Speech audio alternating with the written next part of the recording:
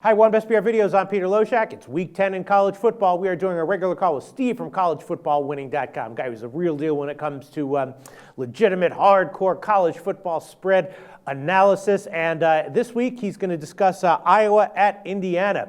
Steve, thanks for being with us. And Indiana is a 7-point home underdog, right? They're coming off of the bye. Iowa obviously ranked a very impressive version of Iowa this year.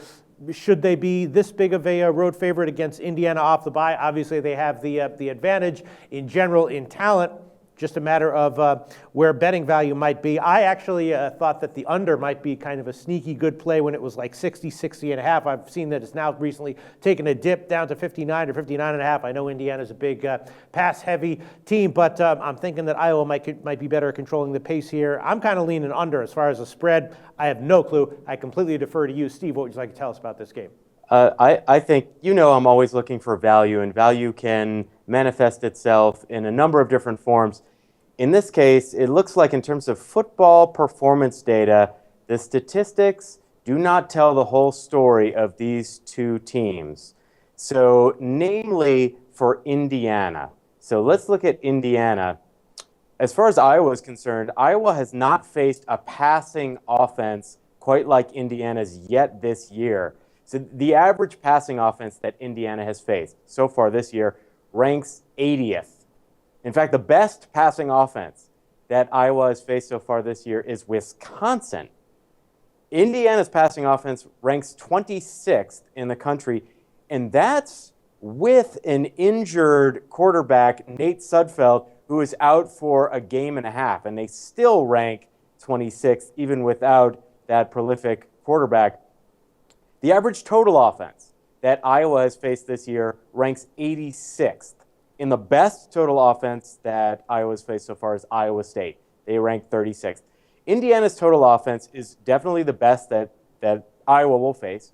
They rank currently 30th, but again, that's without, or that is inclusive of Nate Sudfeld being out for a game and a half and Indiana running back Jordan Howard out for 2.5 games. And they still have managed to rank 30th in the FBS. Give you an idea how good Jordan Howard is in terms of rushing yards per game. He's the second best runner in the Big Ten, second only to Zeke Elliott. So getting back to Sudfeld's being out and his status, with Sudfeld playing in full games this year, Indiana's total offense would rank 13th in the country. So this is not just a pass-happy offense. This is a very powerful, balanced offense. And those guys have gotten healthy, as you mentioned, bye week. So Indiana's coming off of that bye week. They've had a time to heal. They've had extra time to prepare for Iowa.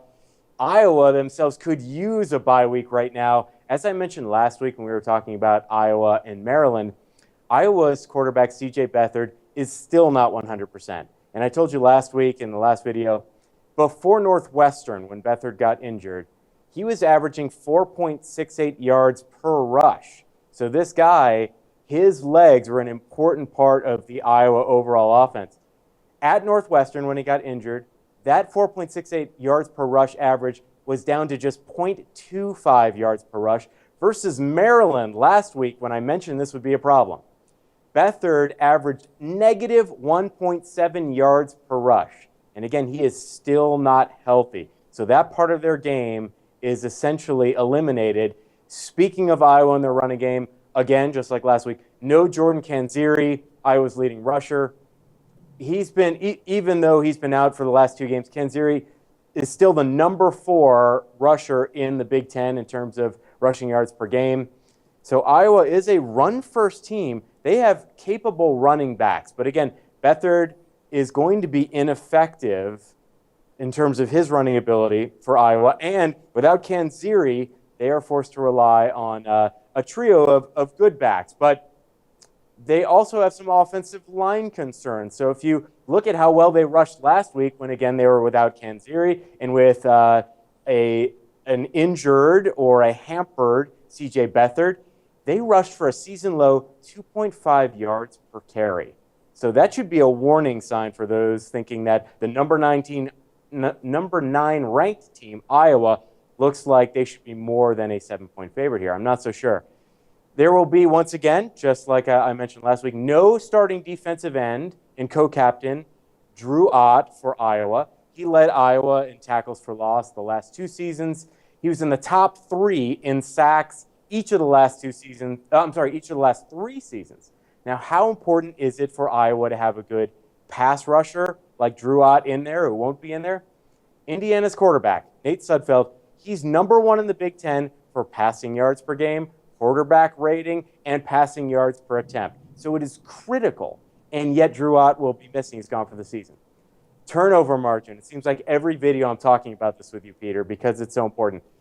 Remember last week I said that Maryland was dead last in the FBS for turnover margin, and Iowa could take advantage of that because Iowa ranked 6th in turnover margin. But I thought that was unreliable to depend on that. Maryland covered, by the way, just in case people are wondering how my analysis went. They covered last week, just as we said they would in the video. Iowa still ranks 6th in turnover margin in the FBS. In fact, Iowa has now scored 27.2% of their points off of turnovers. You've heard me say this many times. Counting on turnovers for points is more gambling than reliably predictive. So I think that is unsafe to think that Iowa will get more points based off of their turnovers this week, especially when you know that, unlike Maryland, Indiana themselves, they rank 20th in turnover margin in the FBS. So again, I think that's a warning sign for those who want to back Iowa. My conclusion as of right now, Peter, it could change depending on what happens between now and kickoff, but I like Indiana, and I know you don't like this in your videos, but I'm going to say this anyway because our clients would get this advice. If it's possible to buy the half point to get it off of 7, to get to 7.5, do that only if you can get 7.5 at minus 120. So don't pay any more than that. The advantage to buying the half point off of plus 7, we have calculated to be 4.52%, and anything over 4.33% when you're paying 120 is positive. So don't pay any more than 120. If not, I still like Indiana getting 7 points here. All right, makes sense, Steve. A home dog off a bye against a ranked team getting a decent amount of points. Steve, tell us about your website, collegefootballwinning.com. Thank you, Peter. At collegefootballwinning.com, all we do all year round is college football betting analysis, even in the offseason. We're a company that's founded on making betting recommendations algorithmically. Going into this season, those algorithmic betting recommendations were 62.75% against the spread. So far, Peter, this season, through 106 betting recommendations, all of our betting recommendations, we are 60.58% against the spread so far this entire season. For the first time this season, we are allowing people to join us not just for the season, but for a month. So you can join us for November. So I recommend going to us right now so you don't miss Saturday's games. You get the full month of November with us, or I should say the full complement of Saturday football games with us for November. Go to collegefootballwinning.com, put in coupon code SBR10, it's SBR10, you'll get 10% off of any membership that we're currently offering, and you can still get a 100% money-back guarantee on the entire season or even on the month of November. Okay, sounds good, Steve. Thanks so much.